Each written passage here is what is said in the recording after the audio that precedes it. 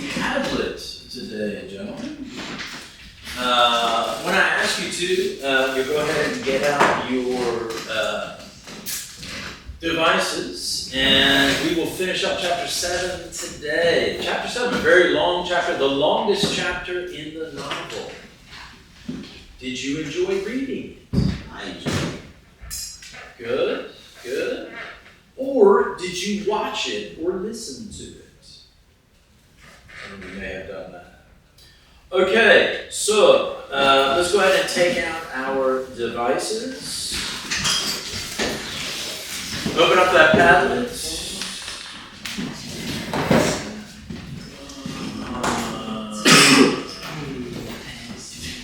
And so you have what's called an entry ticket over here. And on the entry ticket, yes sir?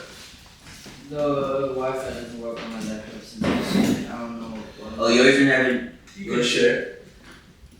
Just share with us, Jay. Yeah. Is it a thing that happened today, Carl? Or is it yesterday? Okay. So at some point you need to go see Mr. Peterson about that. It sounds like maybe you may have hit a restriction due to excess usage or something related. No. I didn't do it. Okay, entry ticket, which is this one right here.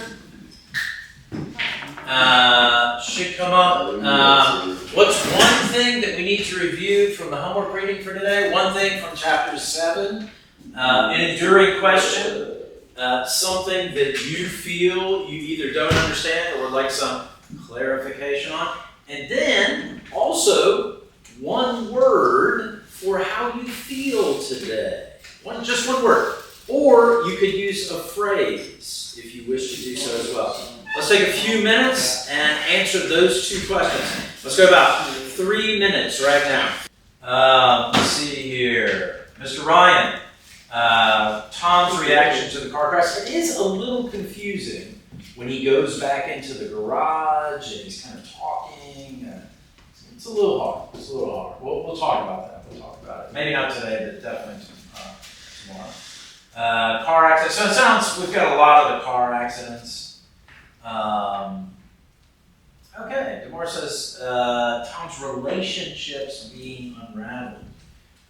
I would almost offer, doesn't the death in a way sort of fix part of the problem?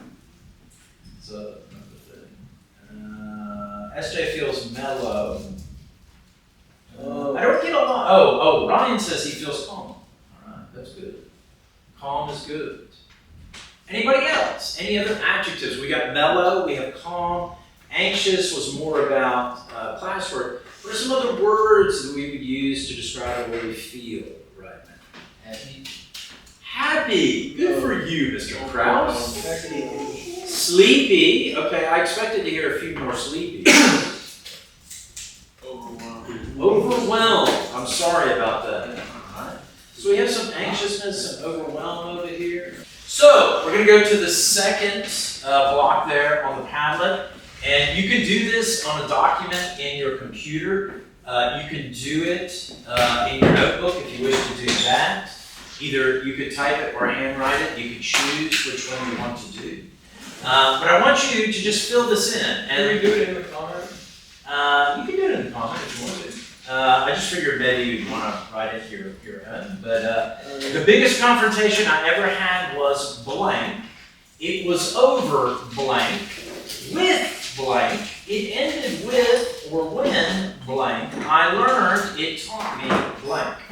Okay, so in this chapter we have this super big confrontation between Tom and Gatsby. So I want you to think about a time in your life where you had a confrontation, where you had a big struggle over something that was highly emotional maybe. But it doesn't necessarily have to be like over your competition with another man for a woman. But if that was what did occur, I'd be interested to hear about it.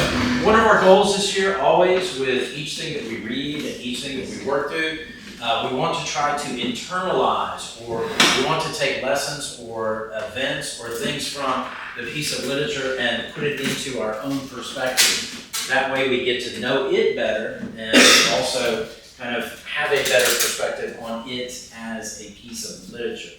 All right, look at page 104. Take your books out. I'll actually read this to you. It's the first paragraph after the break. That little break is kind of that black line there, that squiggly line. And I'll just read it to you here. You can listen and follow along. There is no confusion like the confusion of a simple mind. And as we drove away, Tom was feeling the hot whips of panic. His wife and his mistress, until an hour ago, secure and inviolate, were slipping precipitously from his control. Instinct made him step on the accelerator with the double purpose of overtaking Daisy and leaving Wilson behind. And we sped along toward Astoria at 50 miles an hour until, among the spidery girders of the elevated, we came in sight of the easygoing blue coupe. Blue coupe. All right. So, the confusion of the simple mind. A simple mind. All right. So, with your table, come up with one or two sentences that describe what's happening to Tom here. All right. So I'll give you about 3 minutes to talk about it with your table, and then one of you will type this response as a comment into the Padlet. Ready? Set, go.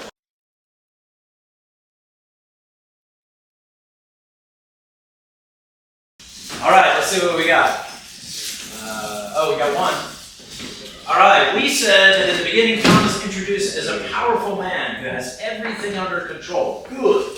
Right? And you're picking out some of these things from what I gave you there. Now, his control over his wife and mistress, and that would be R, shifting and making him seem weak and the opposite of what he wants to be. It's obvious that he doesn't like that and tries to keep control.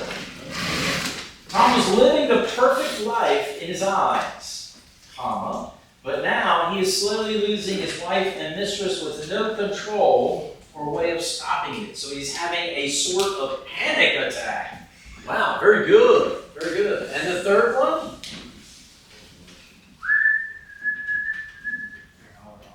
I thought Liam was doing it. It's okay, it's okay. I think we got the idea. Okay, irony. Bottom of time. So now we're at the confrontation, all right? And as first they're talking about Biloxi. Who's Biloxi? Someone from, Oxford. No. He pretended to be He pretended to be from Yale, that's correct. from He was a guest at Their wedding. Tom and Daisy's wedding. Very good, Mr. Wells. So, he was a guest at the wedding. They first talk about him, and then we get this idea that's presented. And basically, what does Gatsby tell Tom? Okay, everybody click into irony. Are you guys in there? Yeah. Okay, so this is the quote from 108 to 109. Self-control, repeated Tom incredulously. I suppose the latest thing is to sit back and let Mr. Nobody from nowhere make love to your wife. Well, if that's the idea, you can count me out. Nowadays, people begin by sneering at family life and family institutions, and next they'll throw everything overboard and have intermarriage between black and white. How is it ironic? What kind of irony is it? How does it relate to Gatsby and Daisy? 3 minutes, talk to your group, and then we'll come back to it.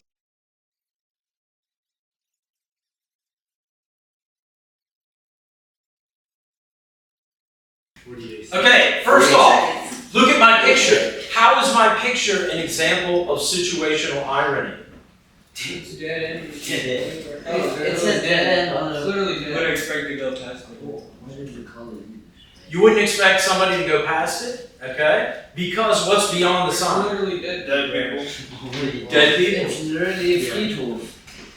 It's a what? Reading. I don't know the English word. Yeah. Cemetery. Yeah. Cemetery. Cemetery. Cemetery. When I was at Roanoke College, there was a cemetery Like called a East cemetery. Hill, right behind my apartments. And some of the college students, the English majors, would go there and sit in there and like write poetry and try to be inspired. That's so weird. Do you think that's weird? Yeah. I always thought it was weird. Okay. All right. So let's go to the poll. Daisy did love Tom. Did she ever love him? Still loves Tom? Characterize how Daisy feels about her husband through one of these choices. Let's go ahead and do it now, gentlemen. Take the poll.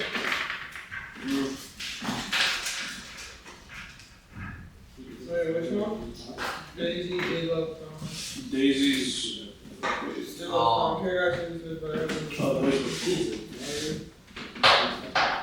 See what we got. See what we get. So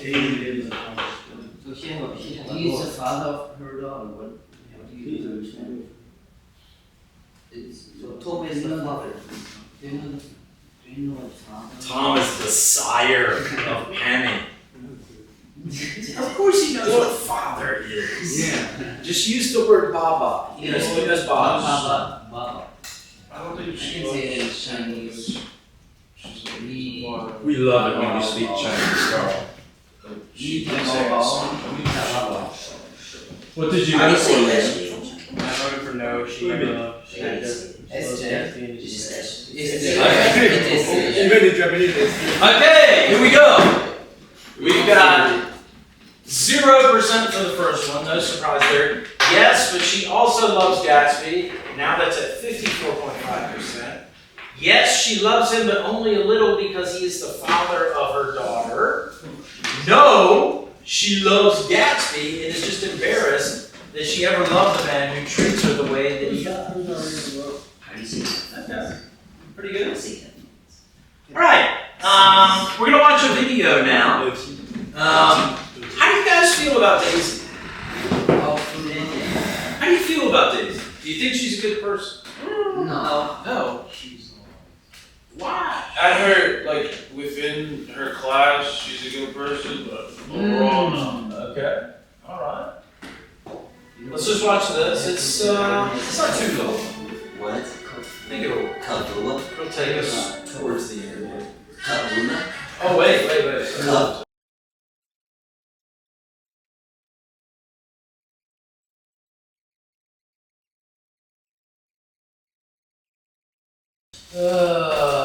Okay, this one right here.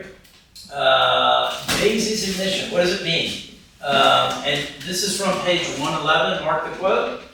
Open up your texts to 111 and mark the quotes.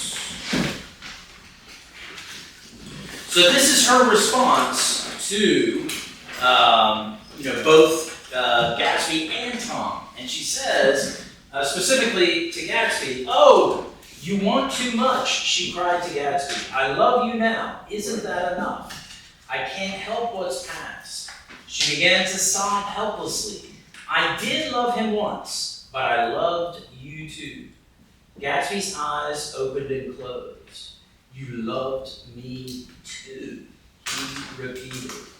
So, 1 minute with your table, and then we'll talk about it as a class. What does it mean? What is she saying here?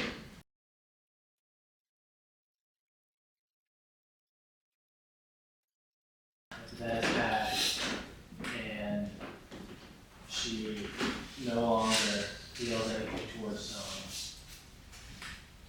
Correct. Good.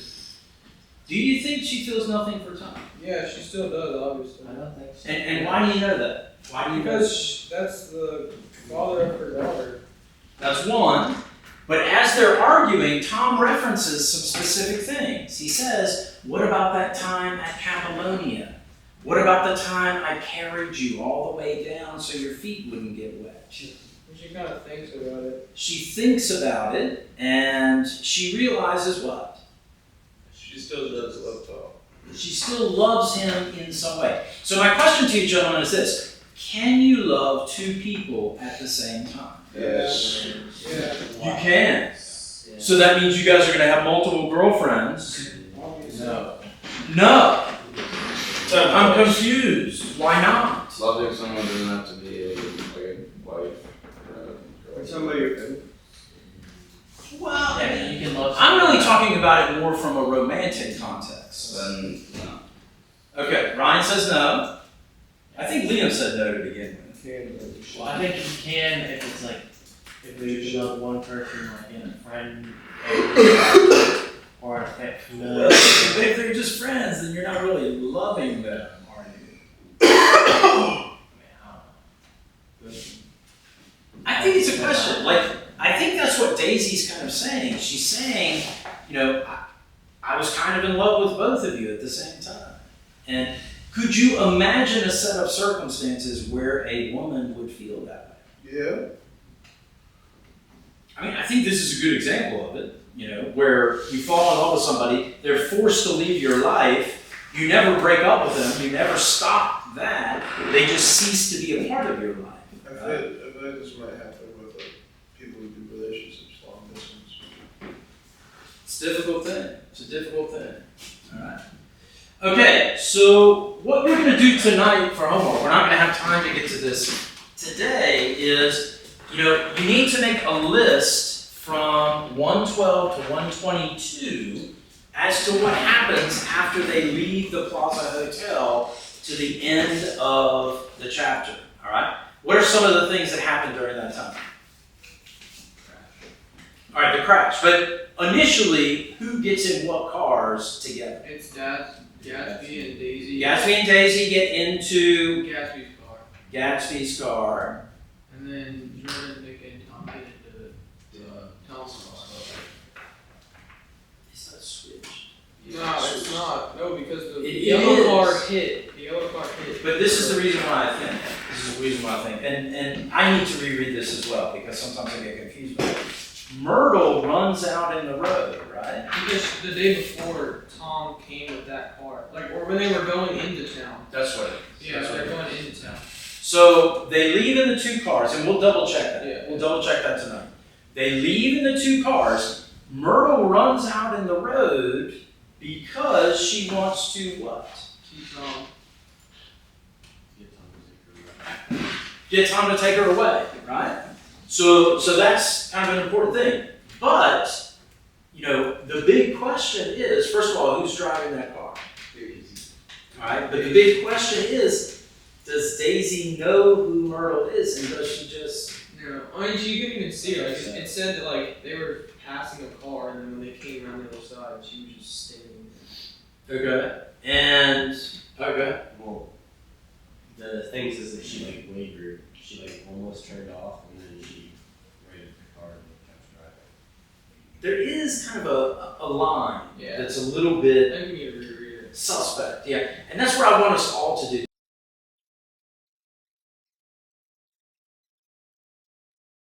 One thing you learned, one thing you need to learn more about in chapter 7. Exit ticket. Go ahead and do it right now.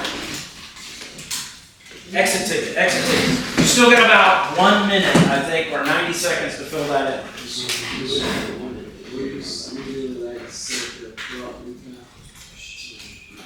I'll put it in the Google Classroom. It's from pages 112 to 122. It's right there.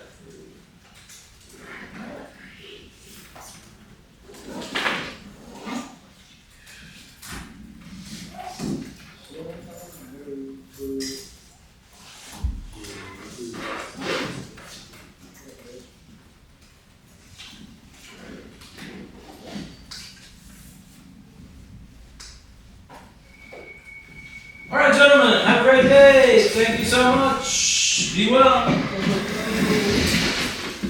If you can, finish.